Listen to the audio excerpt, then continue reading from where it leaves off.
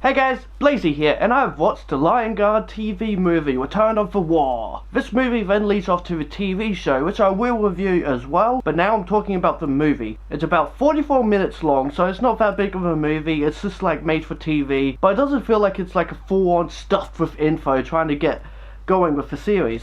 It does have good pacing. After all, we already know the world, it's the Lion King. So the first thing I was curious about was, when does this movie take place? Because the series follows Kion, Simba's second kid, so how old is Kiara then? Well, she is still a cub. They seem to be around the same age, like maybe like a year younger in lion years or something. From what I heard, it's between the time gap when she was younger and then she grew up in the second movie. So she already met Kovu, basically. Anyway, let's continue with this review, and warning now, there is going to be spoilers for the story and how it plays out and all that. So if you're not wanting to be spoiled, then that's your warning, okay? That's your warning. And on we go. So it opens up with one of my favourite themes that I've heard, when Simba is going up Pride Rocket at the end of the movie, but now it's being used when the sun is rising this time. And we have Simba sitting next to Kiara saying, "Everything the light touches is our kingdom." Aww. But right away, I have a problem. I do not like Simba's voice. Okay, not afraid of admitting being a furry and all, I have a huge crush on adult Simba. That long hair, oh, I love it. And my character definitely takes inspiration from that. But also, growing up as a redhead myself, I saw this redhead hero, which there was not many, so I connected with him, and I loved him, and I loved his little soft-spoken voice. It was similar in the other movies too, but here, it's awful. Here he just sounds way too old, and it's just bad, and given the timeline, it makes no sense why he would sound really old, kind of thing. He just sounds like really grown up, and I hate it. Thank you for kind of ruining my hero. Like, when Simba gets mad, he legit sounds mad and angry. When, like in the second movie with Kiara, it's because you knew he loved her and wanted to protect her. Here, it just sounds like he hates whatever is going on. You know, it sounded more like he was disappointed, but here he just sounds angry. He just sounds pissed. Anyway, moving on. So Simba and Kiara are having this touching moment, then suddenly Kion comes out of nowhere with his friend Bunga and start fighting, chasing after this little fruit with this little game they have. Kind of showing that he is just, well, living Hakuna Matata, a free-going life without much responsibility, because Kiara will be queen. And I do like a joke here. Kiara is all like, "I will be queen, what will you be?" Kion is just like, "Happy?" Ha! Burn. So then Kion and Bunga run off and retreated to a song that's pretty generically bland. It's okay though, it is okay. And they run through different areas, and then we see the main characters, Kion's friends, that are the main group in the TV show and this movie. During this time, they are still playing around with the fruit, which they then lose into the Outlands, where the hyenas live. And we are introduced to the 3 new hyenas. The leader of the group, Junja, the derpy one, Cheza, and the dumb brute, Chunga. Apologies if I got those names wrong. Junja and Chezi I really like. I like the voice of Junja and Chezi. Like, unlike Ed, who was like the derp one, Cheza actually does talk. He just happens to have that derp expression on his face all the time, and I really kind of like it. So Bunga, who I'll say here, I'm not sure if I like him or hate him, to be honest. I honestly felt like he takes up a lot more speaking time than Kion. He is one of those loud, outgoing characters. It just felt like he took up too much of the movie, to be honest. Like, so I don't know if I hate him or just, I don't know yet. I'll find out in the series, I guess. I'll find out in the series if I actually like him or hate him. So Bunga, being the outgoing kind of type, he's not afraid to jump down into the Outlands to receive a fruit. But he gets grabbed by the hyenas, so Kion is telling them to let him go. Of course they're not going to, because they're extremely hungry, not having much food and such. So this is when we see something quite different in the Lion King universe. Kion roars like we have never seen before, especially for a cub, and the clouds behind him roar with him, and the lion symbol appears on his leg and then goes away right afterwards. Yeah, that just happened. We see Rafiki going up to Simba and Nala, who I'll say Rafiki's voice is spot on, sounds really good. Nala sounds fine as well. So he goes up to them telling them he is ready and that it's time, as he always does like to say. And then so Simba tells Kion that we need to talk, and Kion says, we already had to talk, you know, can you feel the love tonight? I know all about that mushy stuff. And Simba is just like, well, not that. Rafiki's like, yeah, definitely not that. I like that, that's a good little joke. So then they go and tell Kion what it's all about. So Kion basically has a gift known as the War of the Elders. that when he uses it, the great kings of the past war with him and can blow away everything in his path. But not only does he have this gift, it also means he becomes the leader of the Lion Guard. The Lion Guard were a group of lions who protected the Pride Lands and defend the Circle of Life. Now I say were because they haven't been around for a long while, and we get a very interesting reason as to why. That kind of changes things, changes reasonings for a character's motives, gives us some understanding to the character.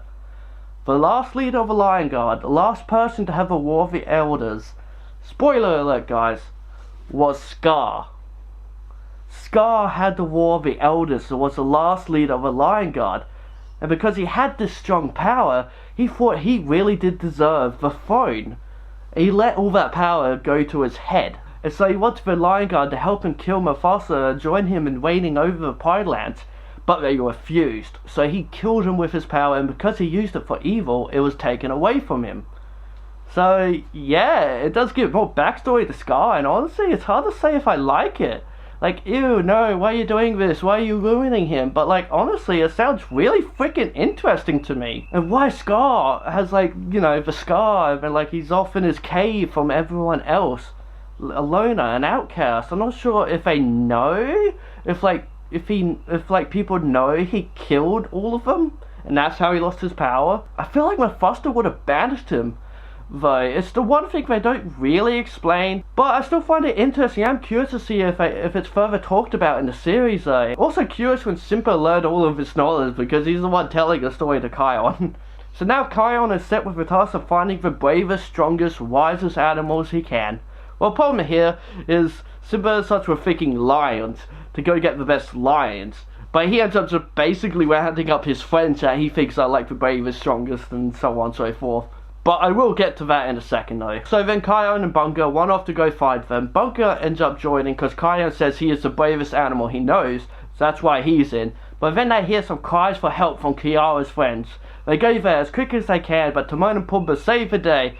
And I am happy to say that Pumbaa is still the original Pumbaa, who has voiced him in everything. And Timon is done by someone who voices him in all the spin-offs and such, so like, he's very much a recognizable voice as Timon. So I'm very happy that I got that those two are still doing the Timon and Pumbaa voices. We also learn a little more about Bunga here, that he is most definitely someone that Timon and Pumbaa raised after Simba. This to me I do like. I love that they ended up adopting someone else after Simba, and he does call them uncles and all that. And Timon is super protective of him. It is amazing, and it's so hilarious, it's just so adorable. Timon is just so protective of him. He is so the mum of the relationship. I mean, whatever Pumbaa and Timon have.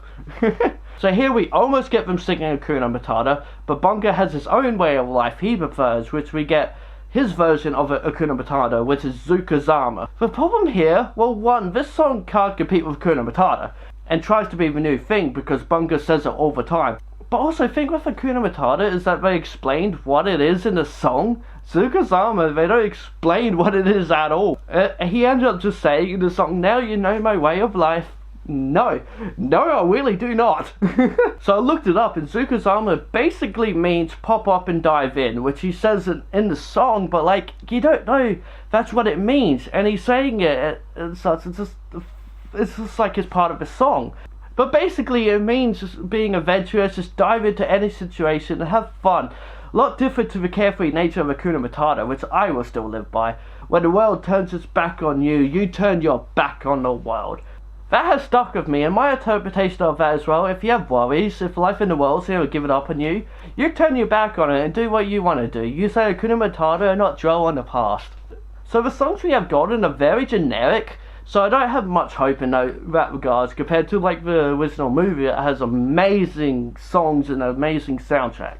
But before the song started, a vulture heard what Kion was talking about with the Lion Guard and such, and went and told the hyenas about it. The hyenas decide to strike before the Lion Guard is ready. They want to kill as many animals as possible and destroy the circle of life, causing chaos. Basically, the lions are like, we can't just kill a herd of animals, we take what we need. While the hyenas don't care and will kill even if it's too much food. But here, we also get not only one of my favourite scenes, but my favourite song of this movie, and honestly one of my favourite villain songs in general. The visuals look really cool, and what they did with it is really catchy and just a really cool song in general. I will put a link down below to where you can listen to it, because I think you should. It's a great visually appealing song.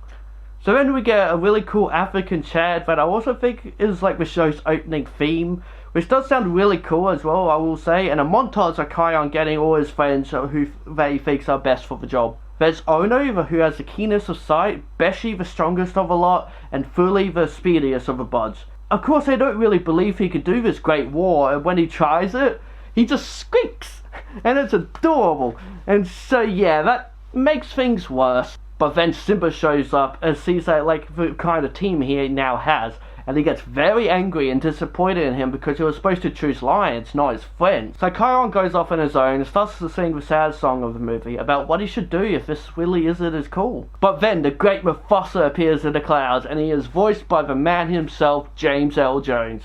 So he helps Kion realize that this is indeed his calling, and the war will be there when he needs it, and so will Mufasa. And so the singing continues to turn hopeful, and the Lion Guard mark reappears. At this time, the hyenas have started attacking the herds. Kion shows up alongside the others, telling him that the hyenas just want chaos and destroy the circle of life, rather than take what they simply need. So then he goes over to all his friends and magically puts a mark on all of them. It's a little weird, mystical kind of stuff, but whatevs. So they all go in using their special skills and starts to take out the hyenas. At one point, Nala gets caught in a stampede, and Bunga farts them away. I guess he was raised by Timon and Pumbaa in the end, so I will shrug it off. So then Kion goes up to the hyenas and does the war, showing everyone his power. And of course they run away, and now his friends believe him, and so does Simba. He believes in his son and agrees it is time. And that is the Lion Guard. It's different for sure, quite different in the Lion King universe, adding magical mystical powers, giving Simba another kid, Timon and Pumbaa have a new kid, Bunga, and giving Scar a backstory. So it's adding things in there that maybe didn't really need to be in it. Let's talk a little about this film now. The animation, while not as good looking as the films, obviously, does have some nice backgrounds at least, and as I mentioned, some good visuals on the songs they did do. The parts where he did the war look really cool, with the clouds turning to lions roaring. It may not be the best, but it's better than other kids shows I have seen today. They're not being cheap and lazy here. I feel they're trying while still being limited to it being a kids TV show. I think what they managed to do is still quite good. I love a lot of the background music, but only one of the 3 songs in this film are actually entertaining. New characters, I don't really mind, but they don't get enough attention to really show their personalities, besides Bunga, who I wasn't a huge fan of, but maybe he'll grow on me in the show.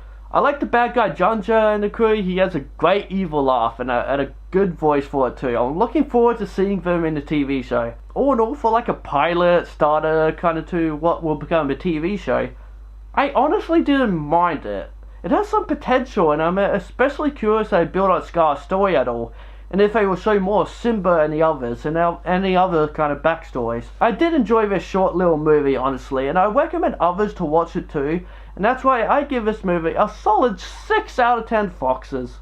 It's not bad at all. It's just a bit different to a world of Lion King, adding some mysticism, magic, power kind of stuff. It's a little weird, sure, but I like them including a bunch of new species not seen in other Lion Kings, respecting the African wildlife and such. It's cool, but the animation isn't amazing, even compared to the 1994 film.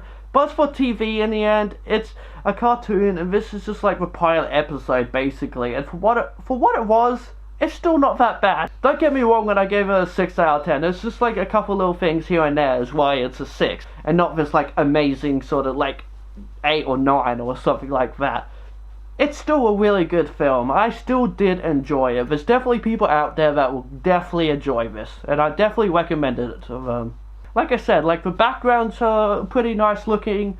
The animation is nice. It's not that bad. It's pretty nice for the most part. There's a couple little scenes here and there where it doesn't look as great as it should be, but it's still not bad. And then yeah, there's only like one good song in it. A lot of the background songs are pretty nice though, like the little chanting and all that. The new characters just don't really get a lot of time, which is like the big issue. One of the big issues I have is that you know, in trying to introduce these new characters, but we just don't get a lot of time besides Bunga. You know, I want to see the new characters to see if I know if I'll like them and it'll be worth watching them in the show. So that is like one of its major problems. But at least you got to see the hyenas, and I really love the hyenas in this. Looking forward to seeing them. Anyway guys, I hope you enjoyed this review. If you did, give it a like and subscribe to my channel, because I would love you if you do. Hit that bell icon, and this fox says, be who you want to be. Alright guys, bye for now.